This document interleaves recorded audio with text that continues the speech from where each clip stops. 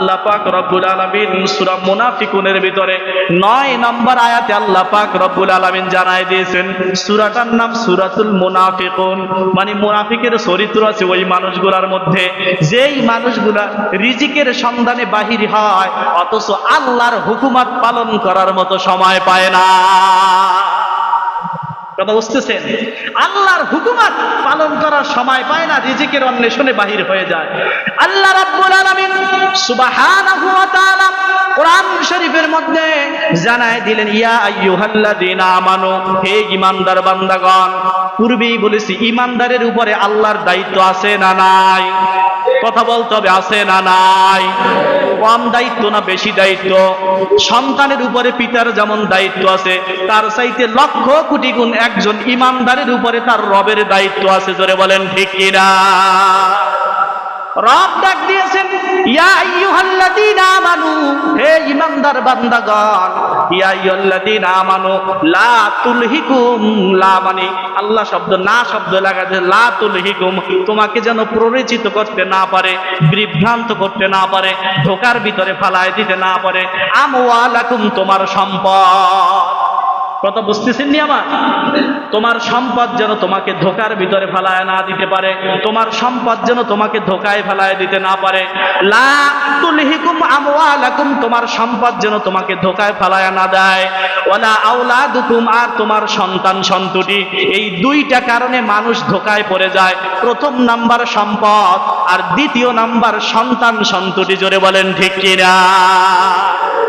সহজ করে বললে, চলার জন্য এত টাকার প্রয়োজন নাই, সন্তানের জন্য এত টাকার প্রয়োজন নাই, যা কিছু আছে, অনেকের অনেক সম্পদ আছে, এখন সারা জিন্দেগি যদি আমলে কাটায় দেয় তারপরও সম্পদের কমতি নাই। কিন্তু দেখা যায় তা করে না, বলে আমি যা কিছু করছি আমার সন্তান যেন আর একটু ভালো থাকতে পারে, ভালো চলতে পারে, ভালোভাবে সমাজের ভিতরে প্রতিষ্ঠিত হতে পারে, এই জন্য আরো রোজগার করা দরকার আছে না না?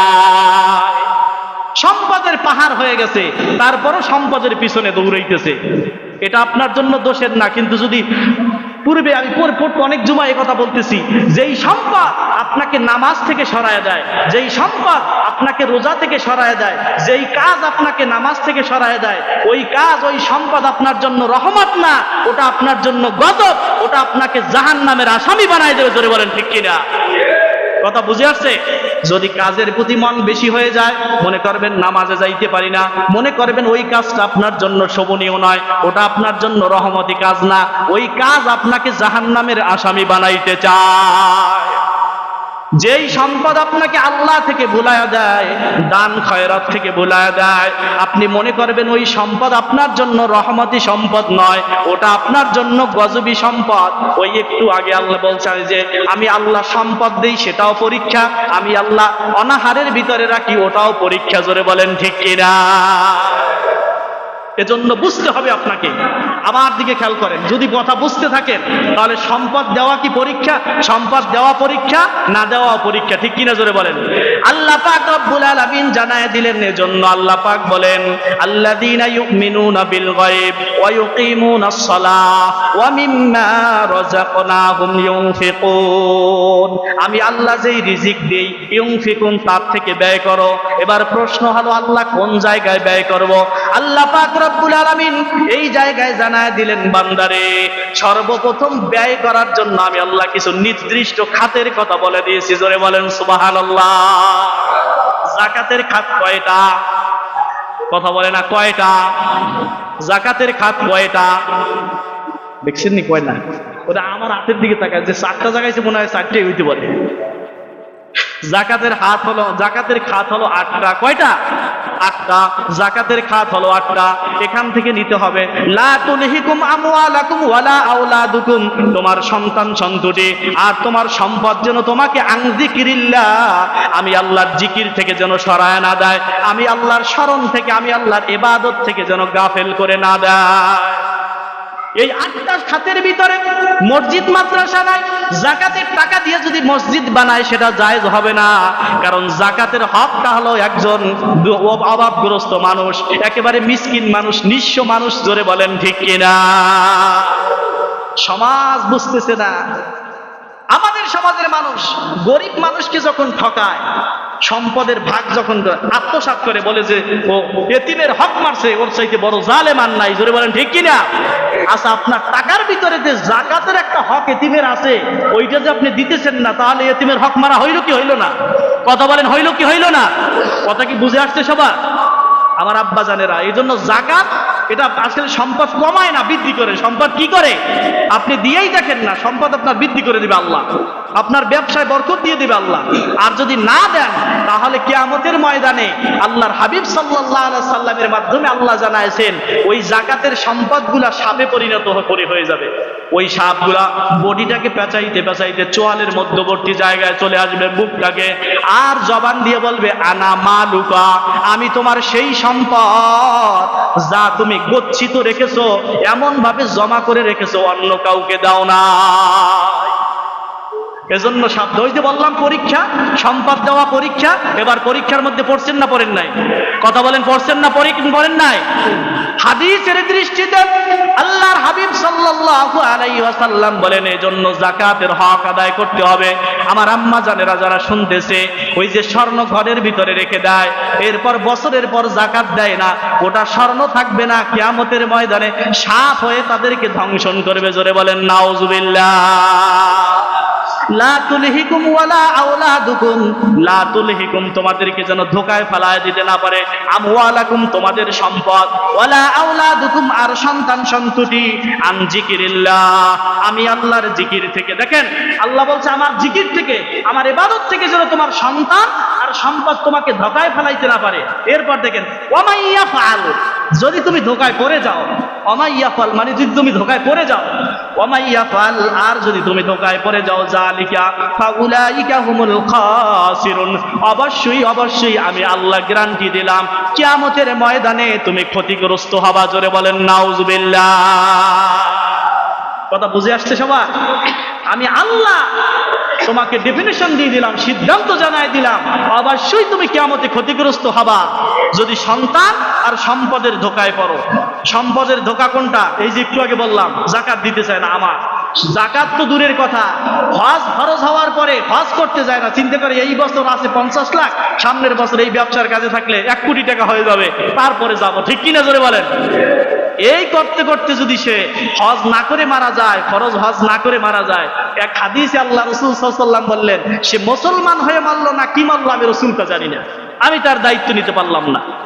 কত কঠিন কথা, রাসূল তার দায়িত্ব নিবে না, অথচ সম্পদের মায়া ত্যাগ করতে হবে। সম্পদ কেমন আপনাদেরকে বাস্তব একটা ঘটনা বলতেছি। সেটা কি? সম্পদটা হলো এমন, এক আল্লাহর বান্দা চাকরি করে, তো চাকরির ইনকাম তো ডাইন হাত বাও হাত দোনো দিক দিয়ে আসে। ঠিক কিনা জোরে বলেন? 1000 কোটি টাকার মালিক হয়েছে, এখন আল্লাহর বান্দা ইমানওয়ালা হয়ে গেছে, ধরেন তাবলীগের চিল্লায় লাগায় গেছে, এখন তো ইমান ফিরে পাইছে। ঠিক কিনা জোরে বলেন? আল্লাহ পাক হেদায়েতের রাস্তায় উঠায় দিয়েছে। এবার বান্দা শুধু ফিকির করতেছে, বান্দা আত্মসমালোচনা করতেছে, সম্পদের পাহাড় তৈরি করছি, এই সম্পদ তো আমার বৈধ পন্থায় রোজগার করা সম্পদ নয়, এই সম্পদ তো আমার জন্য জাহান্নামের আসামি বানায় দেবে এই সম্পদ। বাড়িতে যাওয়ার পর আলেমদের থেকে যখন পরামর্শ নিয়েছে কি করা যায়, সম্পদ তো আর বৈধ পন্থে কামাই করি নাই, কত ঘুষের টাকা দিয়া কত সম্পদের পাহাড় বানাইছি, কি করব? আলেম বলে বিনা সবের আশায় আল্লাহর রাস্তায় দান করেন, আল্লাহর রাস্তায় দান করেন, কারণ যার কাছ থেকে নিছেন তারে তো আর খুঁজে পাওয়া যাবে না। ঠিক কিনা জোরে বলেন? ট্রাফিক পুলিশকে যদি বলা হয় যে তোমার যেই 1 লক্ষ টাকা ঘুষ খাইছো, কার কার কাছ থেকে খাইছো, এবার বাছাই করে তাদেরকে দিয়ে দাও, কিয়ামত পর্যন্ত হায়াত দিলে পারবে নাকি? জোরে বলেন, পারবে? অনুরূপ ওই কায়দায় হয়ে গেছে। আল্লাহর বান্দা কত মানুষের থেকে টাকা নিয়েছে, এবার কি করবে, কে করবে? আলেমরা ফতোয়া দিয়ে দিয়েছেন, মাসালা জানায় দিয়েছেন, আল্লাহর রাস্তায় দান করো, বিনা সবের উদ্দেশ্যে, সবের আশা করো না, যদি আল্লাহ মাফ করে। আল্লাহর বান্দা যখন দান করতেছে, স্ত্রীর মেজাজ এখন আর ভালো নাই, সম্পদ যেখানে তৈরি করছে স্ত্রীও খুশি, সন্তানও খুশি। এবার সম্পদ যখন দান করতেছে, এবার স্ত্রীর মেজাজ ভালো না, পুত্রে সন্তানের মেজাজও ভালো না। তার কারণ হলো বাবা এটা কি করতেছে। এখন বাবাতে মানাইতে পারতেছে না, দান করতেছে, কি করে? আমরা তো ফকির হয়ে যাব এভাবে দান করলে। এবার আত্মীয় স্বজনদেরকে ডাকছে, মশওয়ারার জন্য ডাকছে, বাবাকে বসায় দিয়েছে। বাবা মুস্কি মুস্কি হাসতেছে, কারণ ঈমানটা তাজা হয়েছে। এবার বাবা মুস্কি মুস্কি হাসে আর চিন্তা করতেছে, আহারে সন্তান আমার, আমি জাহান্নাম থেকে বাঁচতে চাই, আমার সন্তান আমার স্ত্রী আমাকে জাহান্নামে ঠেলে দিতে চায়। ঠিক কিনা করে বলেন? তার কারণ হলো আমি এই মানুষের অবৈধ সম্পদ আল্লাহর রাস্তায় দান করে দিব বিনা সবের আশায়। তারা বলে, এবার সন্তানকে ডাক দিয়ে বলে, যা কিছু দান করতেছি এটা আমার বৈধ পন্থা ইনকাম করা না, রোজগার করা না, অবৈধ পন্থা ইনকাম করা কাজেই আমি দান করে দিতেছি। সন্তান আর স্ত্রী বলতেছে, বৈধ আর অবৈধ বুঝি না, একটা টাকাও এখান থেকে দান করতে পারবা না। আল্লাহর বান্দার চোখ দিয়া পানি হতেছে, আমার জীবিত অবস্থায় আমার সন্তান জাহান্নাম থেকে আমাকে বাঁচতে দিতে চায় না, আমার স্ত্রী জাহান্নাম থেকে বাঁচতে দিতে চায় না। যেই সম্পদ রোজগার করলাম আমি দান করব, জাহান্নাম থেকে বাঁচতে চাই। অথচ তারা বলে জাহান্নামে যাও আর যাই করো, এই সম্পদ আর দান করতে পারবা না। এজন্য আল্লাহ পাক বলেন, লা তুলহিকুম, তোমাদেরকে যেন ধোকায় ফেলে দিতে না পারে, আমওয়ালাকুম, তোমাদের সম্পদ, ওয়ালা আওলাদুকুম, এবং তোমাদের সন্তান সন্ততি, আন যিকরিল্লাহ, আমি আল্লাহর জিকির থেকে যেন সরায় দিতে না পারে। ওমাইয়া ফাল যালিকা ফাউলাইকা হুমুল খাসিরুন, যদি ধোকার ভিতরে পড়ে যাও, অবশ্যই আমি আল্লাহ গ্যারান্টি দিলাম কিয়ামতের ময়দানে তুমি ক্ষতিগ্রস্তদের অন্তর্ভুক্ত হবা। জোরে বলেন নাউজুবিল্লাহ। এবার আল্লাহ কি বলতেছে, ওয়া আনফিকু, ব্যয় করো, মিন্না রাযাকনাকুম, আমি আল্লাহ যেই রিজিক তোমাকে দান করছি তার থেকে ইউনফিকুম, ব্যয় করো, রাযাকনাকুম, ব্যয় করো, মিন ক্বাবলি আইয়াতিকুম আহাদিকুমুল মাউত, তোমার মৃত্যু আসার আগে তুমি আল্লাহর রাস্তায় দান করো, আল্লাহর রাস্তায় দান করো। একটা উজরাত আর একটা হলো কুরবাত, একটা উজরাত আর একটা হলো কুরবাত, একটা হলো ফরজ আপনার আদায় করা লাগবে, সেটা হলো যাকাত, আর একটা হলো নফল, আপনি চাইলে আদায় করতে পারেন, মুস্তাহাব নফল আমল, সেটা হলো সদকা করা, দান সদকা করা। জোরে বলেন ঠিক কিনা? আল্লাহ দান সদকার ব্যাপারে কুরআন আর হাদিস থেকে বহু কথা, কিন্তু আল্লাহ পাক রব্বুল আলামিন এই পন্থায়, এই আপনি একটা কথা চিন্তা করবেন, আপনার সম্পদ আছে, আপনাকে কিন্তু পরীক্ষা করার জন্যই আল্লাহ এই সম্পদের মালিক বানায় দিয়েছে। ঠিক কিনা? আল্লাহর এক বান্দা, আলেমরা সব জানেন, একজন আলেম, ওই আলেম কি করলো, যে আলেমের বই পুস্তক এখন সমস্ত আলেমরা পড়ে, এই আল্লাহর বান্দা, মুফাসসিরে কোরআন, যুগ শ্রেষ্ঠ আলেম আল্লাহর বান্দা, সম্পদের অভাব নাই, সম্পদওয়ালা মানুষ, প্রতি বছর হজ করে। আব্দুল্লাহ ইবনে মুবারক রাহমাতুল্লাহি আলাইহি, নাম কি? আব্দুল্লাহ ইবনে মুবারক রাহমাতুল্লাহি আলাইহি। তাফসিরে আহসানুল বায়ানের ভিতরে ঘটনা আছে, এই ঘটনা তাফসিরের ভিতরে বর্ণনা করেন আল্লামা, তাফসিরে আহসানুল বায়ানের ভিতরে, তাফসিরে মাজহারের ভিতরে আল্লামা কাজী সানাউল্লাহ পানিপতি রাহমাতুল্লাহি আলাইহি লেখেন, কি সুন্দর ঘটনা, আব্দুল্লাহ ইবনে মুবারকের ঘটনা। আব্দুল্লাহ ইবনে মুবারক ফরজ হজ করছে, কিন্তু নফল হজে রওনা দিবে।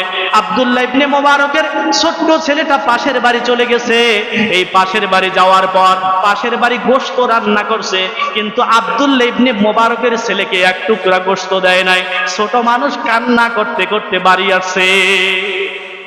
আমার দিকে তাকান, আমার দিকে তাকান, এগুলো আমি ঘটনার জন্য বলছি না, শিক্ষার জন্য বলছি। আল্লাহ পাক আব্দুল্লাহ ইবনে মুবারকের কাছে এসে বলছে, বাবা এক টুকরা গোশত চাইছিলাম তো দেয় নাই। আব্দুল্লাহ ইবনে মুবারক বলল, আল্লাহ তো আমাকে যা দিছে তোমাকে কিনে খাওয়াবো। বলে যে না, দিল না কেন, তোমাকে গিয়ে জিজ্ঞেস করা লাগবে। ছেলের পিড়াপিড়িতে পাশে প্রতিবেশী মানুষ চলে গেছে। আব্দুল্লাহ ইবনে মুবারক চলে যাওয়ার পর ডাক দিয়ে বলে, ভাই আবার তোমার বাড়িতে গোশত রান্না হয়েছে, অথচ তোমার সন্তান খাইতেছে, আমার সন্তানটা কান্না করতেছে, এক টুকরা গোশত দিলেই তো পারতা।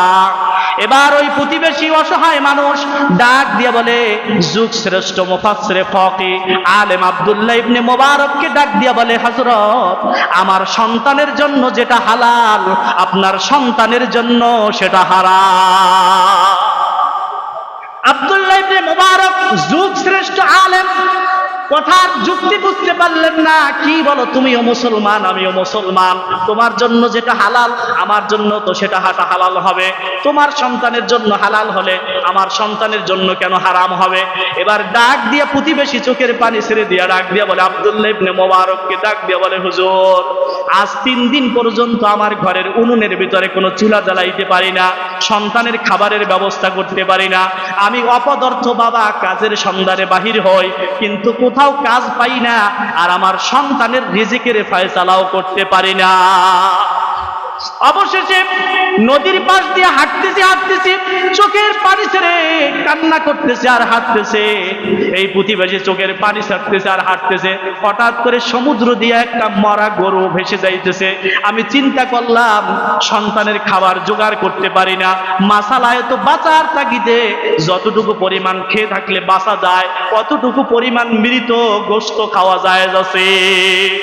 এই চিন্তা করে এদিক সেদিক তাকায় দেখলাম কোনো মানুষ নাই।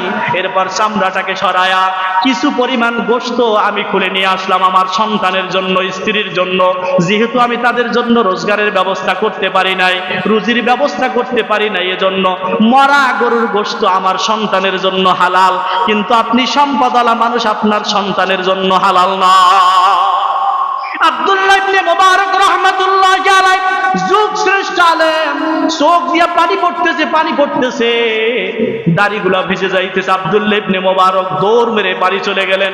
বাড়ি যাওয়ার পর ওই যে হজে যাওয়ার জন্য যেই সামর্থ্য, যেই টাকা করি জোগাড় করলেন, ওই টাকা করি এনে এরপর অসহায় প্রতিবেশীর হাতের ভিতরে দিয়া বললেন, তোমার সন্তানকে আর তোমার স্ত্রীকে খাবার দাবারের ব্যবস্থা করো, বাকি টাকা দিয়া একটা ব্যবসা বাণিজ্যের ব্যবস্থা করে না।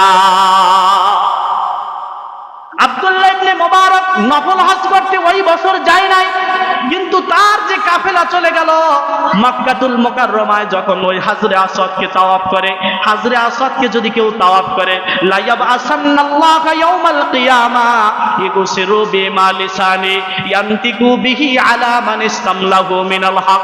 আল্লাহর হাবিব সাল্লাল্লাহু আলাইহি সাল্লাম বলেন, ওই হাজরে আসওয়াদকে যারা চুমো দিবে আর 7 বার তাওয়াফ করবে, কিয়ামতের ময়দানে ওই হাজরে আসওয়াদ আল্লাহর সাথে তর্ক দিয়া হলেও ওই হাজরে আসওয়াদটাকে জান্নাতের মেহমান বানায় দেবে। জোরে বলেন সুবহানাল্লাহ।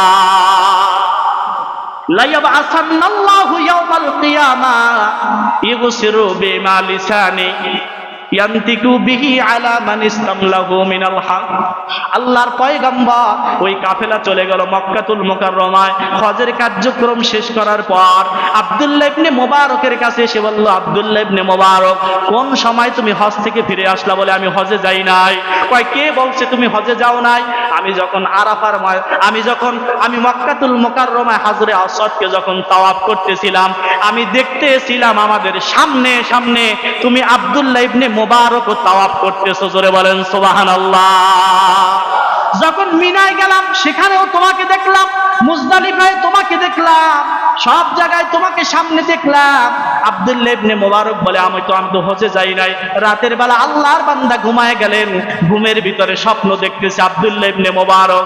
কে যেন বলতেছে, আব্দুল্লাহ ইবনে মোবারক, তোমার দানটাকে আল্লাহ এমন ভাবে কবুল করছে, তোমার হজে যাওয়ার উদ্দেশ্য ছিল, আল্লাহ পাক একজন ফেরেশতা দিয়া তোমার হজের কার্যক্রম সম্পাদন করে তোমাকে হজের সব তোমার আমল নামায় আল্লাহ দিয়া দিয়েছে।